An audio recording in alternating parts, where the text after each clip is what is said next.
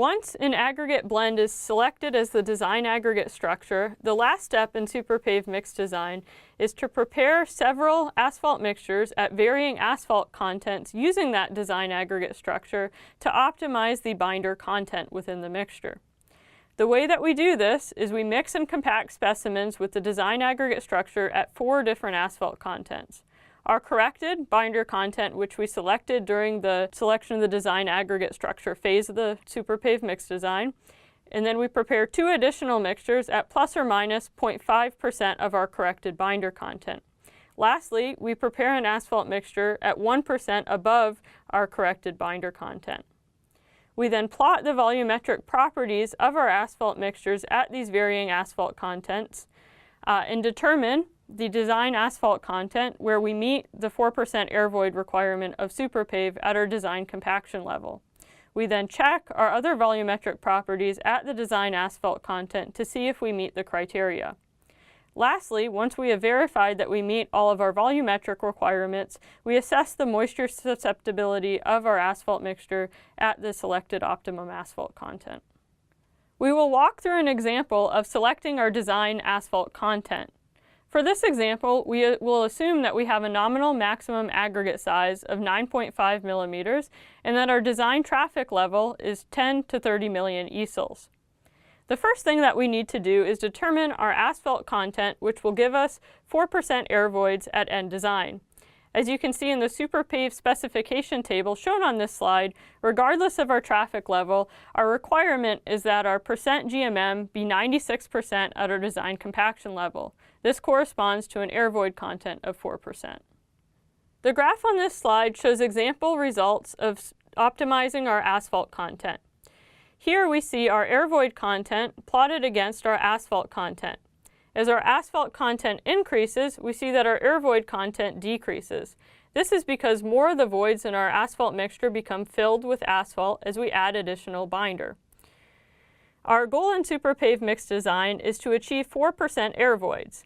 This 4% air voids is an optimal balance between our rutting resistance and our cracking resistance.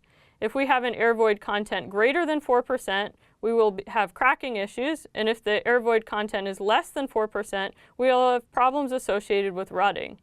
We see that for this mixture, an asphalt content of 4.7% corresponds to an air void content of 4%. Therefore, our selected design asphalt content for this mixture is 4.7%. Once we have selected our design asphalt content, based on our measurements of air voids at varying asphalt contents, we need to check whether or not our other volumetric requirements are met. The first one that we will check is our voids in mineral aggregate. Superpave specifications stipulate a minimum percent voids in mineral aggregate to ensure there's enough space for binder to coat and bind our aggregate particles together.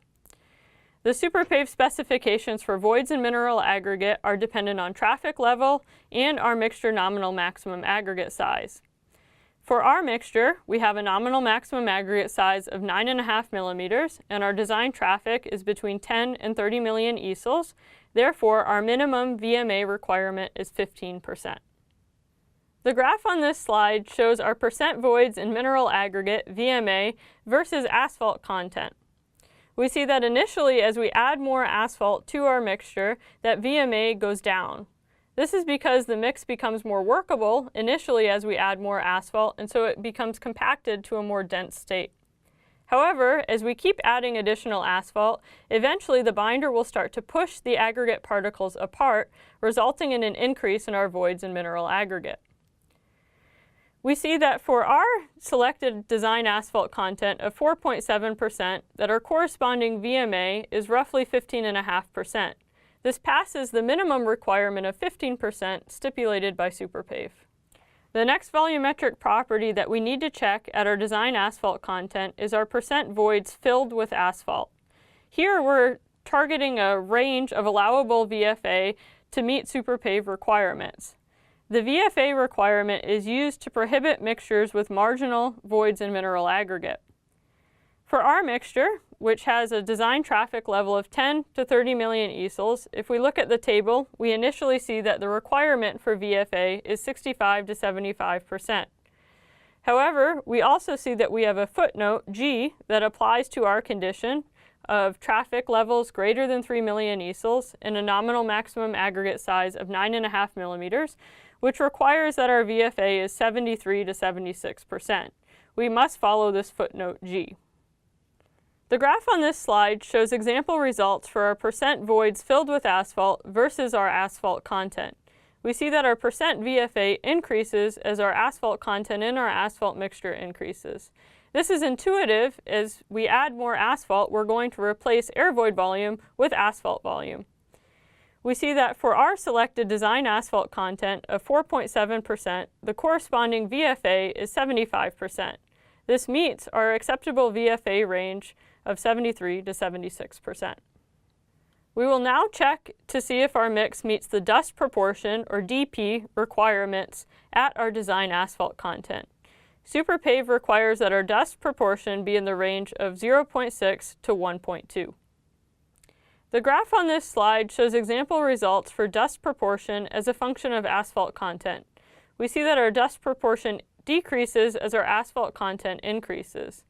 This is because the dust proportion is calculated based on the relative content of effective binder to filler in our mix. As our asphalt content increases, our effective binder content increases, which results in a reduction in our dust proportion. For our design asphalt content of 4.7%, we see that the corresponding dust proportion is 1. This meets our SuperPave requirements of 0.6 to 1.2. We also have to check our percent GMM at N initial and N max compaction levels.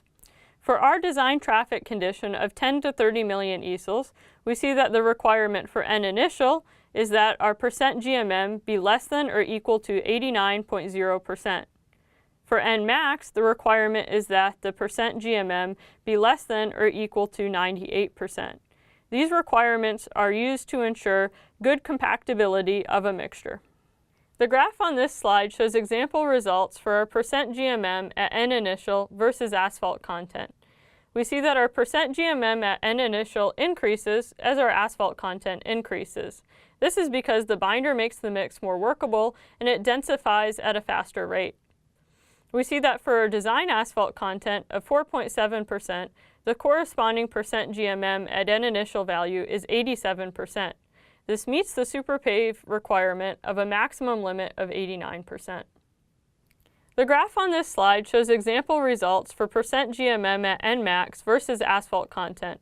Similar to what we observed for percent GMM at N initial, we see that percent GMM at N max increases as our asphalt content increases.